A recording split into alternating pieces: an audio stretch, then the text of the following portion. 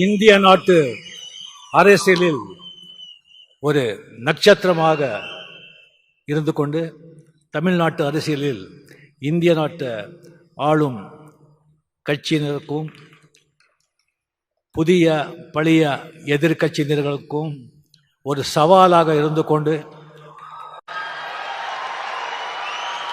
வாங்க 26 பார்க்கலாம் அப்படின்னு தனக்கே உறுதியான அந்த ஒரு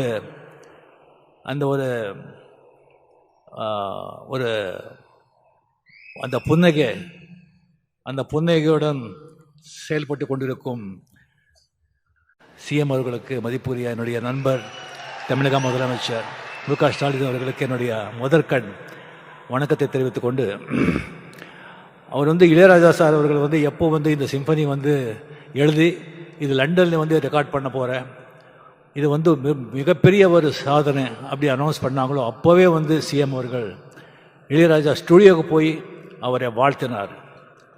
அது மட்டும் இல்லை, இந்த ரெக்கார்டிங் அவர் முடிச்சுட்டு வந்த பிறகு அவருக்கு ஏர்போர்ட்லேயே அரச மரியாதையுடன் வரவேற்று அவருக்கு பெரிய கௌரவம் செலுத்தணும் அப்படின்னு சொல்லி இந்த ஒரு மாபெரும் விழா, அந்த ஒரு எளிய பிரம்மாண்ட மனிதனுக்கு இந்த ஒரு பிரம்மாண்டமான ஒரு விழா நடத்தி இந்த மாதிரி அங்கே சம்பனி வாசித்தவங்களே இங்கே அரசு செலவில் இங்கே கொண்டு நம்ம கண்ணுக்கும் காதுக்கும் விருந்து அளித்திருக்காரு. அவருக்கு உங்கள் சார்பிலையும் என் சார்பிலையும் சிஎம் அவர்களுக்கு என்னுடைய மனமார்ந்த பாராட்டியும் நன்றிகளை தெரிவித்துக் கொள்கிறேன். அன்பு தம்பி டெபுட்டி சிஎம் உதய அவர்களே, சுவாமிநாதன் அவர்களே, சீஃப் செக்ரட்டரி அவர்களே, என்னுடைய கலையுக அண்ணா கமல்ஹாசன் அவர்களே, நான் அதிசய மனிதர்களை நான் புராணத்தில் படிச்சிருக்கேன், இதிகாசத்தில் படிச்சிருக்கேன். நான் கண்ணாலே பார்த்த அதிசய மனிதர் இளையராஜா அவர்கள். இளையராஜா அவர்களே, இங்கே வந்திருக்கும் அரசியல் நண்பர்களே, பெரியவர்களே, தாய்மார்களே, பிரஸ் மீடியா நண்பர்களே, என்னை வாழ வைக்கும் தேவான தமிழக மக்களே,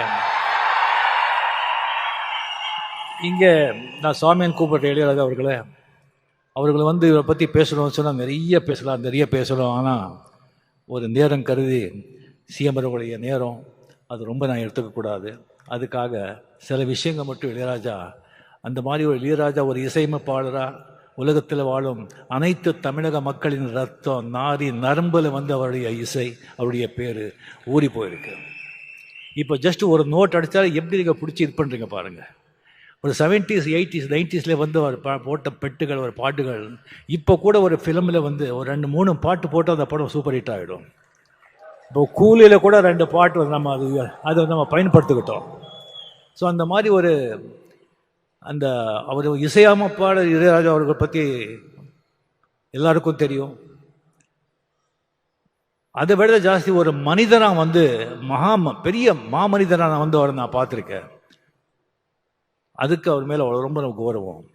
ஒரு 1600 படங்கள், 800 பாட்டுகள், 1500 பாடல் பாடியிருக்காரு, 508 பாடு எழுதியிருக்காரு. 50 வருஷம், இது சாதாரண விஷயமா என்ன? சரி, அவரை நான் பல விதங்களில் 50 வருஷத்தில் பல நேரங்களை சந்திச்சிருக்கேன். ஃபர்ஸ்ட் நான் பார்த்த 74 ஜிகே வெங்கடேஷ் கிட்ட ரெசிடெண்ட்டாக இருக்கும்போது, ஃபிலிம் இன்ஸ்டியூட்டில் படிக்கும்போது அந்த ஸ்டுடியோ ரவுண்ட் போகும்போது பார்த்தேன். ஒரு சின்ன ஒரு பையன் அதிர்ஷ்டிங்க பார்த்தேன்.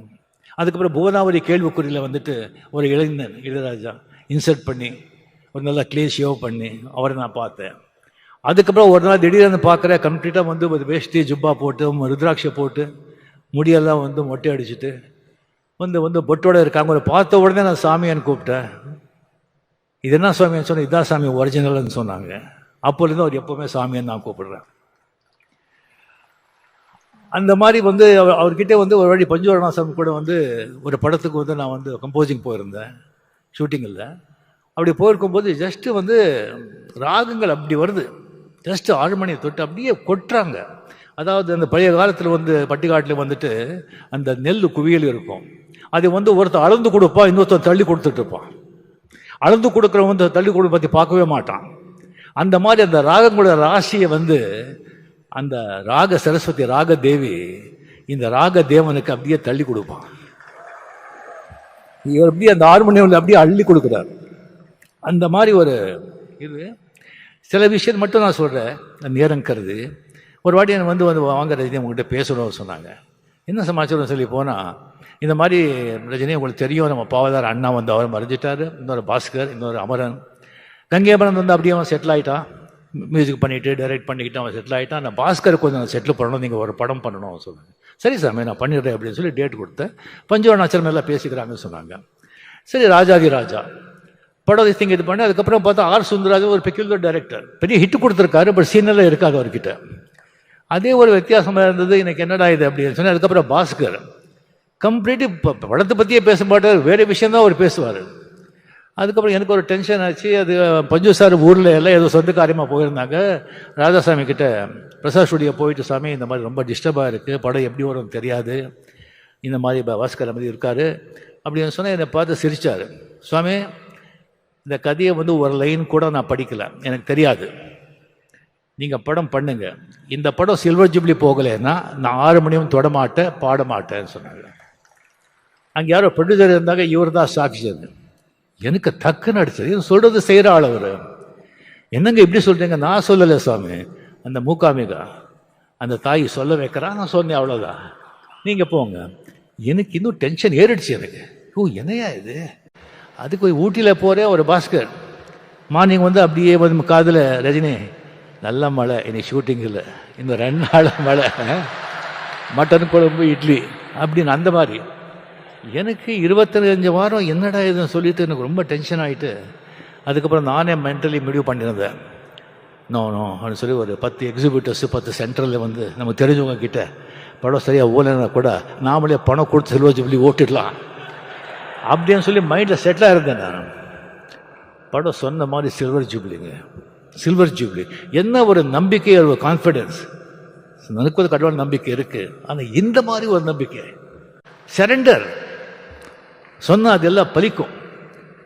ஸோ அந்த மாதிரி வந்து கம்ப்ளீட்லி வந்து அவர் வந்து இளையராஜா, சாரி கமல், ரஜினிகாந்த், விஜயகாந்த், ராமராஜன், முரளி, மோகன் எல்லாருக்கும் ஒரே டைமில் மியூசிக் போட்டு கொடுக்குறாரு. பட் எல்லாருக்கும் ஒரே மாதிரி தான் பண்ணுறேன் சொல்லாது உண்மையிலே. கமல்ஹாசனுக்கு மட்டும் கொஞ்சம் எக்ஸ்ட்ரா, அது ஆல்ரெடி சொல்லியிருக்கேன் நான், அது சிஎம் முன்னாலேயே அதை நான் பதிவு பண்ணுறேன். கமலுக்கு தான் அவர் கொஞ்சம் ரொம்ப ஜாஸ்தி. இது ஒன்றும் இல்லைங்க,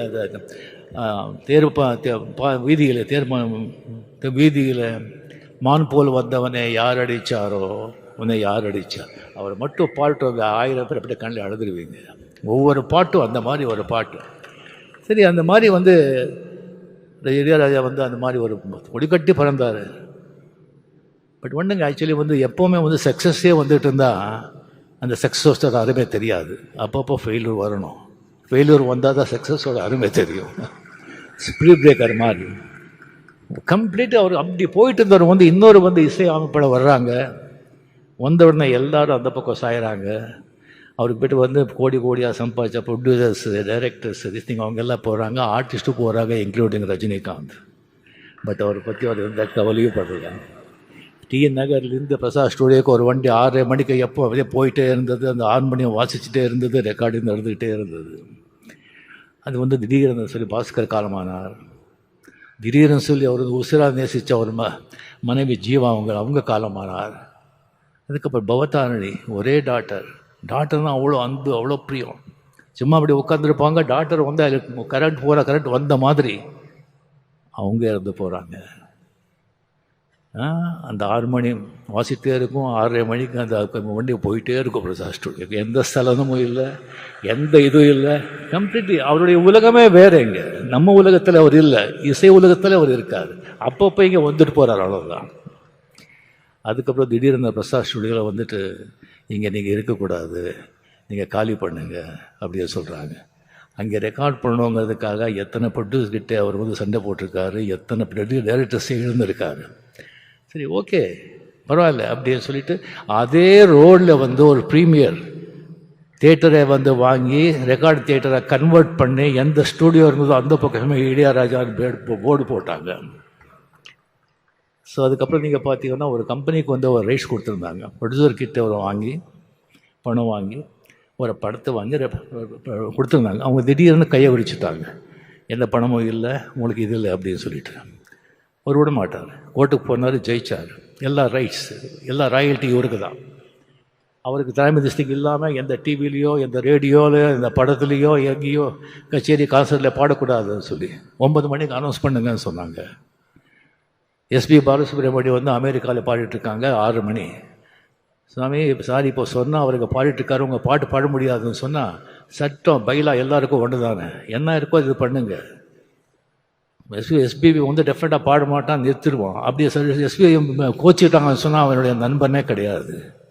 அது பாடிட்டு இங்கே வந்து என்னை பார்க்குறான்னு சொன்னாங்க. அதே மாதிரி எஸ்பிபிக்கு வந்து அங்கே பாடிட்டுருக்காங்க, நியூஸ் போகுது.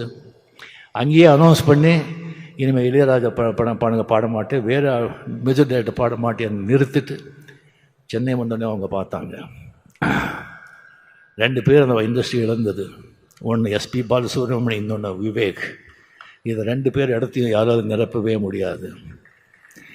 அந்த கோவிடில் வந்து எஸ்பிபி இறந்த உடனே பிரதருக்கு சிந்தாத கண்ணீர், பொண்டாட்டுக்கு சிந்தாத கண்ணீர், டாக்டருக்கு சிந்தாத கண்ணீர், நண்பனுக்காக கண்ணீர் சிந்தாங்க. அதுக்கப்புறம் வந்து ஒரு சர்ச்சை வந்தது, ஒரு டிபேட். ஒரு பாட்டு விட்டு அவனும் சொன்னான் மெட்டா இல்லை வரிகளா அப்படின்னு. Full debate, வாக்விவாதங்கள். டிபேட் இருக்கணும், வாக்விவாதம் நடக்கணும், கருத்தை வச்சு நடக்கணும், அப்படியே தனி மத தாக்குதல் இருக்கக்கூடாது. அது என்னுடைய அன்பு. அது இது. ஸோ இது பண்ணிட்டு இருக்காங்க. ஒரு 2 மாதம் ஆச்சு, 2 மாதம் ஆச்சு. அப்போ தான் இளையராஜா மீடியா கிட்டே வந்தாங்க. கண்ணுக்கும் போது சார் இந்த மாதிரி டிபேட் நடந்துட்டுருக்கேன்னு சொல்லும்போது, அப்படியா, அது எல்லாம் நமக்கு தெரியாது. சரியாக வந்துட்டு 2 நாள் வந்துட்டு 2000-3000 பேஜஸ்க்கு வந்து நான் சிம்பனி எழுதியிருக்கேன், இது வந்து அங்கே வந்து ரெக்கார்ட் பண்ண போகிறேன் அப்படி சொல்லி போகும்போது வந்து மீடியா கிட்ட சொல்கிறாங்க, இந்த மாதிரி சிம்பனி யாருமே இது வரைக்கும் எழுதுதில்லை, பண்ணது. இந்த இளையராஜாக்கு இல்லாத திமிரு வேறு யாருக்கு இருக்கும் அப்படின்னு சொல்கிறாங்க. வேறு யாரும் சொல்லியிருந்தா ஒத்துட்டுப்பீங்களா? கேட்குறோம், பிகாஸ் அதுக்கு தகுதியான மனுஷர். அதுக்கப்புறம் ரெக்கார்ட் பண்ணி வந்தார். வந்துட்டு சொல்கிறார், இந்த இளையராஜாவை எந்த அளவுகோல் வச்சியும் அளக்க முடியாது, அதுக்கு மீறி நின்னவனா 82 இயர்ஸ், இன்னும் பாருங்க என்னென்ன பண்ணுறேன்னு சொல்லுங்க. அது Ilaiyaraaja, incredible Ilaiyaraaja. Hats off the great master, long live. ஒன்றும் இல்லைங்க, நல்ல நீதி, நியாயம், உண்மையாக கடினமாக உழைச்சா எல்லாமே உன் பின்னால் வரும். நீ அதுக்கு பின்னாலே போகவே முடியாது. Lead a righteous life, work hard, everything will come after you. Need not go after anything. அந்த மியூசிக் இருக்கிற பவரை நீங்கள் பார்த்தீங்க. கமல்ஹாசன் சும்மா ஒரு 4 வரி பாடினாங்க. அந்த 4 வரியும் ஒன்று தான், நான் இவ்வளோ பேசினதும் ஒன்று தான். அதுதான் அந்த மியூசிக்கோட பவர். அதுக்கு அரசன் ராஜா அவர்கள் என்றும் என்றும் நல்லா இருக்கணும். நீங்கள் நண்பர், உங்கள் கூட அத்தனை வருஷங்கள் அத்தனை வந்து நடந்திருக்கு. நம்ம பழகணுங்கிறதே நமக்கு மிகப்பெரிய பாக்கியம். தயவு செஞ்சு உங்கள் ஆடியோ பயோகிராஃபி, உங்கள் சுயசரிதியை வந்து படமாக வந்து எவ்வளோ சீக்கிரம் முடியுமோ அவ்வளோ சீக்கிரம் ரிலீஸ் பண்ணுங்கள். நாம் எல்லோரும் பார்க்கறதுக்கு அவலாக இருக்கும். என்னை விட்டால் நானே ஸ்கிரிப்ட் எழுதி கொடுக்குறேன். நன்றி, வணக்கம்.